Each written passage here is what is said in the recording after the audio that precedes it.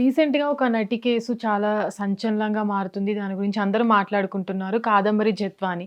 అయితే తను ఈరోజు విజయవాడకి రాబోతుంది. ఒక ప్రెస్ మీట్ కూడా పెట్టబోతుంది అనే ఒక వార్త కూడా వచ్చింది. అయితే రీసెంట్‌గా సీబీఐ కూడా ఒక కీలక విషయాలు బయటకు పెట్టింది. ఏంటంటే తను వ్యాపారవేత్తల్ని కూడా బెదిరించిందని, వాళ్ళందరిని బ్లాక్‌మెయిల్ చేసిందని కూడా చెప్పుకొస్తున్నారు. అసలు ఏం జరిగిందనుకోవచ్చు ఈ కేస్‌లో? ఇప్పుడు ఈ కాదంబరి జత్వాని అనే ఆమె విషయం ఆంధ్రప్రదేశ్లో వైసీపీ ప్రభుత్వం ఉన్న సందర్భంలో ఆవిడ్ని బాంబే నుంచి అరెస్ట్ చేసి తీసుకొని వచ్చి ఇబ్రహీంపట్నం పోలీస్ స్టేషన్లో పెట్టారు.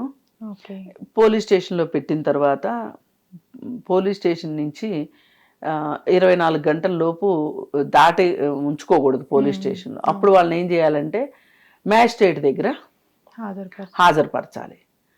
అలా హాజరుపరచుకోకుండా ఆవిడ్ని కొన్ని రోజుల పాటు ఒక ప్రైవేట్ గెస్ట్ హౌస్లో ఉంచి ఆమె తల్లిదండ్రులను కూడా అరెస్ట్ చేసి ఆమెని చాలా రకాలుగా ఇబ్బంది పెట్టారని, ఆ తర్వాత ఆమెను సబ్ జైలుకి పంపించారని ఇలా ఈ కేసు ముందుకెళ్ళింది. దానిలో భాగంగా ఆమె అక్కడ ప్రభుత్వం మారిన తర్వాత ఈ కొత్త ప్రభుత్వంతో, తెలుగుదేశం ప్రభుత్వంతో వాళ్ళు ఈ కేసుని వెలికి తీశారు. వెలికి తీసి ఇందులో వైసీపీ నాయకులు కుట్ర ఉంది, అలాగే పోలీసులు కుట్ర ఉంది అని సిఎస్ఆర్ ఆంజనేయులు కావచ్చు, ఇంకొక 2 పోలీస్ ఆఫీసర్స్ వాళ్ళని విశాల్ గున్ని ఇట్లాంటి వాళ్ళందరూ ప్రమేయం ఉంది అని చెప్పి ఆ 3 పోలీస్ ఆఫీసర్లని కూడా సస్పెండ్ చేయటం జరిగింది. ఈ కేసు అప్పుడు చాలా ప్రాచుర్యం పొందింది ఈ కేసు. అయితే ఇప్పుడు తాజాగా వచ్చింది ఏంటి అంటే ఈ కేసునప్పుడు సిఐడి కూడా విచారించింది. సిఐడి వాళ్ళు ఒక నివేదిక ఇచ్చారు కోర్టుకి. ఆ నివేదికలో ఏముంది అంటే వీటన్నిటి గురించి ఏమీ మాట్లాడకుండా ఆమె పారిశ్రామికవేత్తల్ని బ్లాక్మెయిల్ చేసి డబ్బులు వసూలు చేస్తుంది అనే విషయాన్ని సిఐడి కోర్టుకి నివేదించింది. నివేదించేసరికి ఏం మాట్లాడుతున్నారు ఇప్పుడు అందరూ? ఇప్పుడు కూటమి ప్రభుత్వం పరువు పోయిందా, ఇదంతా ఒట్టిదేనా ఈ కేసు, అసలు ఈమె దోష, ఈమె ఎవరినైతే దోషులుగా చెప్తుందో వాళ్ళు నిర్దోషులా అనే ఒక పెద్ద ప్రశ్న ఇక్కడ వచ్చింది. అయితే ఈమె పూర్వాశ్రమంలో జిందాల్ సంస్థ యొక్క మేనేజింగ్ డైరెక్టర్, అది ఓనర్, ఆయనతోటి ఈవిడికి ఒక రిలేషన్షిప్ ఉంది. అక్కడ ఏదో ప్రాబ్లం వస్తే ఆవిడ అతని పైన కేసు పెట్టింది. కేసు పెడితే ఆ కేసుని వాళ్ళు తీసుకోకపోతే ప్రైవేట్ కంప్లైంట్ పెట్టింది. ఆ కేసు అక్కడ రిజిస్టర్ అయింది. ఆ ఎఫ్ఐఆర్ని ఈవిడ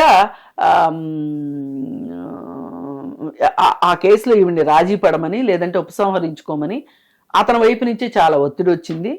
ఆ ఒత్తిడి వచ్చినప్పుడు ఆ జిందాల్ గారు జగన్మోహన్ రెడ్డికి కూడా చాలా సన్నిహితంగా ఉండే వ్యక్తి. మరి నాకు ఇట్లాంటి ప్రాబ్లం వచ్చింది అంటే మా రాష్ట్రంలో మేము చూసుకుంటాము అని చెప్పి వీళ్ళ వైసీపీ పార్టీకి సంబంధించిన ఒక వ్యక్తి ఎవరైతే ఉన్నాడో కుక్కల విద్యాసాగర్ అనే అతనితోటి వీళ్ళు ఆ అమ్మాయి ఫ్రాడ్ చేసింది అని చెప్పి అతని చేత ఒక కంప్లైంట్ ఇప్పించి ఆమెను ఆంధ్రప్రదేశ్కి రప్పించి ఇబ్రహీంపట్నం పోలీస్ స్టేషన్లో పెట్టి అక్కడి నుంచి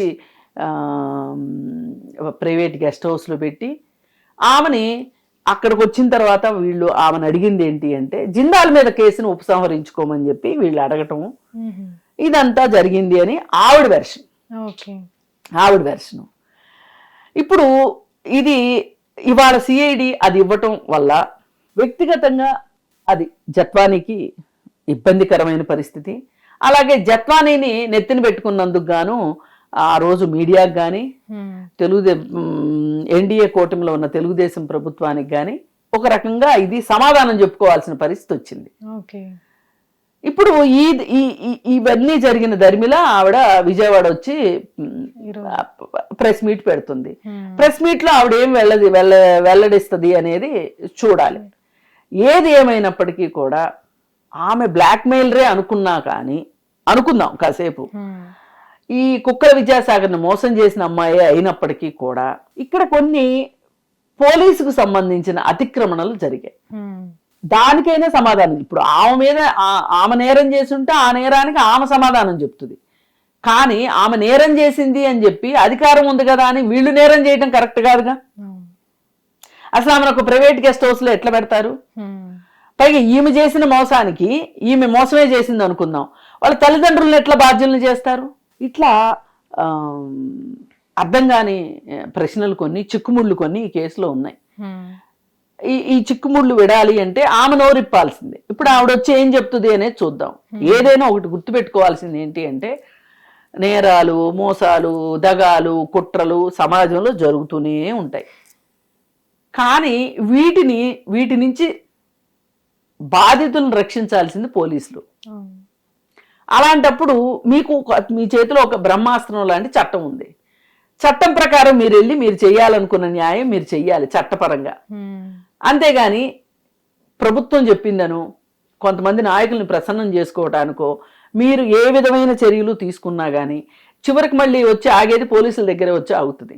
అందుకే కదా ముగ్గురు పోలీస్ ఆఫీసర్లు సస్పెండ్ అయ్యారు. ఉమ్, ఒకవేళ ఏమన్నా ఇప్పుడు ఈ కేసులో నష్టపోయిన వాళ్ళందరూ కలిసి సిఐడిని ఏమన్నా మేనేజ్ చేసి ఆ నివేదిక ఇప్పించారా?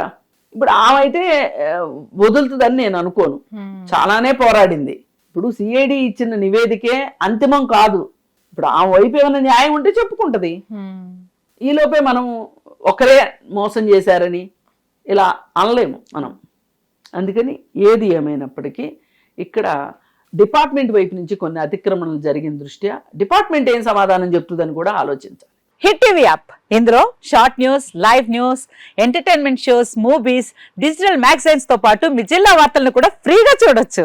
ఇంకెందుకు ఆలస్యం, వెంటనే హిట్ టీవీ యాప్ ని డౌన్లోడ్ చేసుకుని ఫ్రీగా ఎంటర్టైన్మెంట్ పొందండి. Hit TV app. Hit TV app.